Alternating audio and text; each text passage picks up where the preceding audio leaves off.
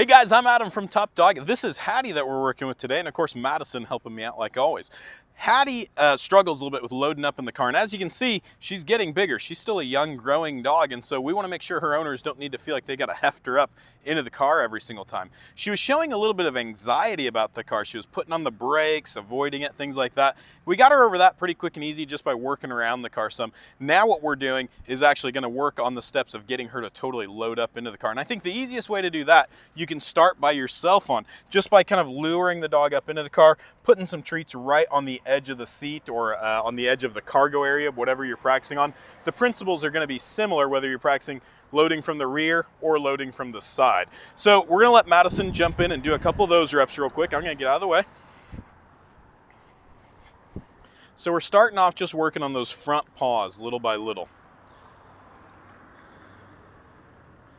And if you can't get your dog to even get the front paws, then you might even start off just by doing a few treats on the very edge there. So what we're going to do is we're going to take a quick break. We're going to do about 5 or 6 more of those, and then we're going to step in and show you guys the next step.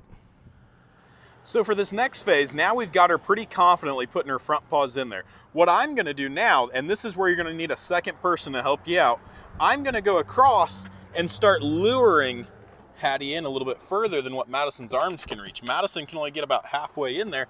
I'm going to start trying to lure her in a little bit further and a little bit further. Hey, what do I got, big girl? What is this? Huh? There we go, yep. And you can see a little bit of that hesitancy. She's trying. Good girl. Good. Now, once we've got her really trying hard, that a girl. Oh, we just got all 4 paws in. Good girl. Nice. So now we just need to work on cleaning up that clumsiness just a little bit. Good girl. All right, so you guys can't see me, but I'm positioned on the other side. I'm going to try to excitedly call her through, and Madison's going to get some momentum. Hey, pretty girl. Come on, pretty girl. Oh, we failed on that one, but here, what do we got? Here we go. So we'll still let her keep doing the clumsy thing until she learns how to hop up in there. Good. Good. And we're going to keep trying this until we get her hopping up. So again, we're not going to make you guys sit here and watch a whole bunch of repetitions of this because we don't know how many repetitions it'll take. And so we'll keep doing these repetitions until we get a little smoother jump in, and then we'll come back to you guys. There it is. Nice. So now that we got one of those really smooth, fast ones, you got 2 options. Depending on how long it took your dog to get to that point, you might want to just end on that note. End on a positive note to where your dog had success. Oftentimes the mistake we make there is like, oh, the dog gets it, let's do it 3 or 4 more times to solidify it. Actually, that doesn't always work. But again, it's going to depend on how long it took your dog to get there. If it took your dog 2 minutes to get there and they're still kind of gung-ho and working with a lot of drive and enthusiasm, then absolutely do a few more, knock out a few more, and make that get smoother. Start putting a command like load up or get in the car or something like that on it.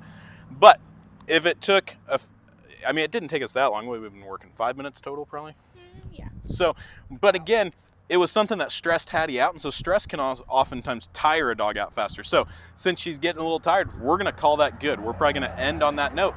And then next session, we're going to come back and try to work back up from there, and I guarantee it'll take way less time, and so we'll be even more successful. But again, like I said, you got 2 options. You can either say, oh, really good one to end on, or you can say, hey, my dog's still got a lot of gas in the tank. Let's keep pushing through a little bit. Anyway, I'm Adam from Top Dog. Thanks for watching us work with Hattie here. There's Madison. We'll catch you next time.